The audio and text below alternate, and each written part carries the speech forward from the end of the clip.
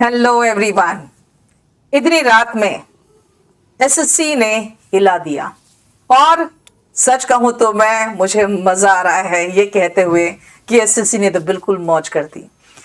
बेटा एमटीएस की वैकेंसी आई है और 10,000 से ऊपर वैकेंसी आई है। हवलदार का मिला लिया जाए तो करीबन 12,000 वैकेंसी एसएससी लेके आई है एमटीएस के लिए। और देखो बेटा इसका पूरा कंप्लीट नोटिफिकेशन आ चुका है। अभी मैं इसका लिंक अभी जो पीडीएफ है ये सब मैं शेयर कर दूंगी अपने इसी चैनल में और अपने टेलीग्राम चैनल पे, और वो है केडी लाइव। राइट, आइए सबसे पहले देखते हैं जो हमारा एमटीएस का आया है और हवलदार का आया है।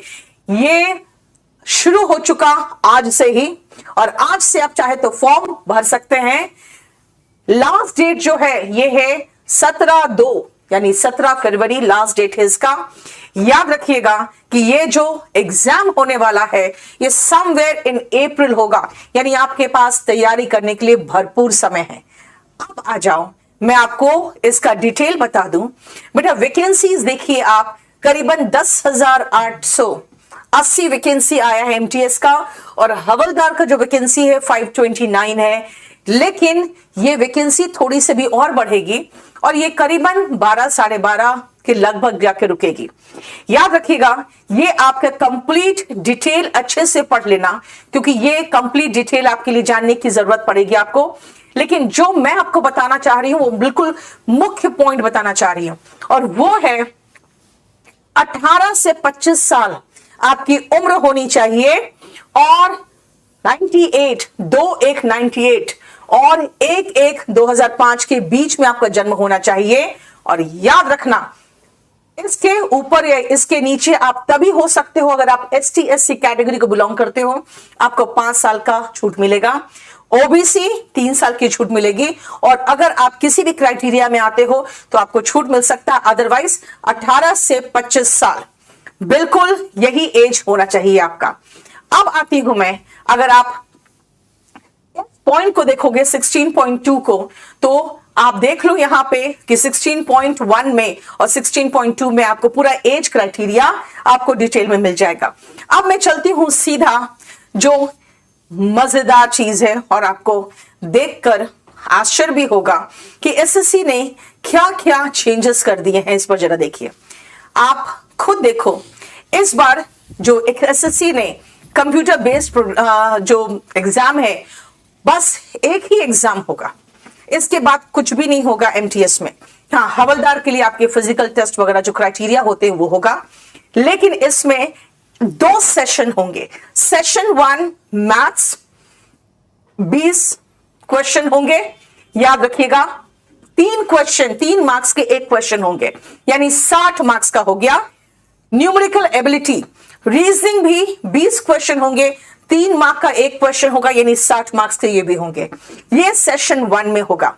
बेटा सेशन 2 में जनरल अवेयरनेस होगा 25 क्वेश्चन, अगेन इंटू 3 मार्क्स के होंगे, यानी 75 मार्क्स के होंगे। और इंग्लिश 25 क्वेश्चन होंगे, अगेन 75 मार्क्स, यानी 3 का हो गया। मजेदार बात तो अब आने वाला है, ये आप ध्यान से देखिए। ये सारा ऑब्जेक्टिव एग्जाम होगा, और सबसे मजेदार बात तो अब आने वाला है, थोड़ा सा इंतजार करिए। जरा ये सिलेबस देख लो। बेटा सिलेबस वही है जो हमेशा से सिलेबस रहा है। मैं हमेशा कहूंगी आपको कि बेटा एक तैयारी करोगे आप तो सीजीएल, सीएचएसएल, एमटीएस सब का सब तैयारी एक साथ हो जाएगा, क्योंकि इसमें याद रखना आपको किसी भी तरह का कोई प्रॉब्लम नहीं होगा, क्योंकि एक एग्जाम की तैयारी करोगे सब होगा। लेकिन एमटीएस को बहुत हल्के में मत लेना, क्योंकि सीजीएल वाले हो, सीएचएसएल वाले हो, सब लोग इसमें भरेंगे। इसमें आपका जो क्वालिफिकेशन चाहिए वो मात्र 10वीं चाहिए, ठीक है, सिर्फ 10th। लेकिन आपको पता है सरकारी नौकरी की इतनी मारामारी है कि इसमें ग्रेजुएट, पोस्ट ग्रेजुएट सब भरेंगे, इंजीनियर्स लोग भी भरेंगे। इसका मतलब अगर सीजीएल में नौकरी नहीं मिल रही है, जिनको अभी तक नहीं मिली है, वो भी एमटीएस भरेंगे। इसीलिए आप इसको बहुत हल्के में नहीं ले सकते। इसकी तैयारी आपको कंप्लीट डेडिकेशन के साथ करनी पड़ेगी। अब सुनो, ये आपका सिलेबस है। अब मैं एक रफ आइडिया देख रही हूं सिलेबस देखते हुए, तो मुझे लग रहा है कि सारा वही सिलेबस है जो सिलेबस सीजीएल का है। ठीक है, अब आइए नेक्स्ट मैं चलती हूं, आपको जरा देखना 4.18 नंबर में आ जाइए सीधा, और यही सबसे मजेदार सेक्शन है। आपको खुद आश्चर्य होगा कि नहीं पता इस बार क्या हुआ है और क्यों ऐसा हुआ है कि परफॉर्मेंस जो कैंडिडेट का है वो सेशन 1 में इवैल्यूएट पहले होगा, यानी मैथ्स और रीजनिंग पहले इवैल्यूएट होगा, और उसके बाद इंग्लिश और जीएस यानी सेशन 2 इवैल्यूएट होगा। लेकिन अगर आप अनरिजर्व कैटेगरी में हैं तो 30% तो होना ही चाहिए। ओबीसी एंड ईडब्ल्यूएस वाले 25% तो मार्क्स आपको लाना ही पड़ेगा, और अदर कैटेगरीज वाले 20% आपको लाना ही पड़ेगा। यानी कि इतना क्वालिफाइंग मार्क्स तो है जो सेशन 1 और सेशन 2 में आपको लाना ही पड़ेगा। लेकिन बेटा सबसे बड़ी बात है आपको, जो मैं आपको बताने जा रही हूं वो मैं बताती हूं कौन सा है। 18.10 में आइए, for the post of MTS performance in session 2 candidate will be considered for final merit list. यानी कि फाइनल मेरिट लिस्ट सिर्फ इंग्लिश और जीएस के बल पर ही बनेगा। दीपचंद्र देख लो बेटा, इंग्लिश से तो प्यार करना ही पड़ेगा आपको, है ना? अगर इंग्लिश से प्यार करना ही पड़ेगा, क्योंकि फाइनल मेरिट लिस्ट में आपका मतलब समझ में आ रहा है, रीजनिंग और मैथ्स सिर्फ क्वालिफाइंग है। आपका फाइनल मेरिट लिस्ट जो बनेगा वो बनेगा बेस्ड ऑन सेशन 2। याद रखिएगा, आपको फॉर द पोस्ट ऑफ हवलदार, ठीक है, फिजिकल जो एलिजिबिलिटी टेस्ट वगैरह होता है वो तो होगा, लेकिन आपका जो कैंडिडेचर है वो फाइनल मेरिट लिस्ट सिर्फ और सिर्फ इंग्लिश और जीएस जो सेशन 2 में है उसके बल पर बनेगा, और इसी बल पर आपका सिलेक्शन होगा या फिर आप रिजेक्ट होगे। फिर से मैं समराइज कर दूं, आपकी एज 18 से 25 साल होनी चाहिए, आप मैट्रिक पास होना चाहिए, वैकेंसी करीबन 11,500 से ऊपर जा रही है अभी ही। अगर आप इसमें तैयारी करते हो तो आपको English, reasoning, maths and general studies तैयार करना पड़ेगा। पहला सेशन में मैथ्स एंड रीजनिंग आएगा 20-20 क्वेश्चन, प्रत्येक क्वेश्चन 3 मार्क्स का, यानी 60-60 120। अगर आप सेशन 2 देखोगे उसमें इंग्लिश है और जीएस है, 25-25 क्वेश्चन 3-3 मार्क्स के, यानी 75-75, यानी 150 मार्क्स हो गए।